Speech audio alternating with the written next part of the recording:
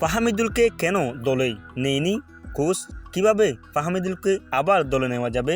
এই ভিডিওটিতে জানা অজানা তথ্যগুলো শেয়ার করব। অবশ্যই ভিডিওটি সম্পূর্ণ দেখার অনুরোধ রইল।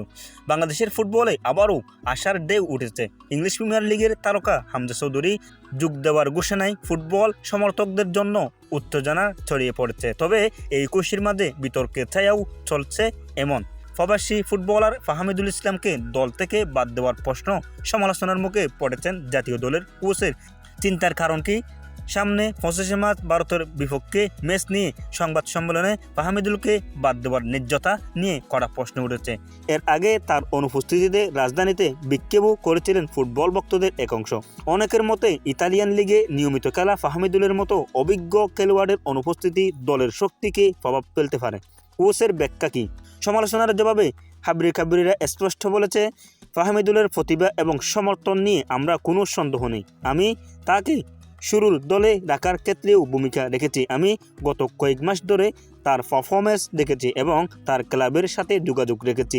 তিনি এক সপ্তাহ ধরে দলের সাথে প্রশিক্ষণ অংশ নিয়েছেন, কিন্তু তাকে খেলার জন্য আরও বেশি সময় দেওয়া হচ্ছে। তিনি অবশ্যই ভবিষ্যতে জাতীয় দলে একটি অংশ হবেন, একটি অপরিহার্য অংশ হবে। পরবর্তী ধাপ কীভাবে তিনি কাটাবেন? কোচের বক্তব্যে ফাহামিদুলের প্রতি আস্থা প্রকাশ করলেও তৎক্ষণিক সিদ্ধান্তে ক্ষুব্ধ সমর্থকদের একাংশ। আসন্ন ম্যাচে দলের পারফরমেন্স হামজা চৌধুরীর অভিষেকে এই বিতর্কের ইতিবাচক সমাধানের দিকে নিয়ে যাবে বলে অনেকটাই আশাবাদী।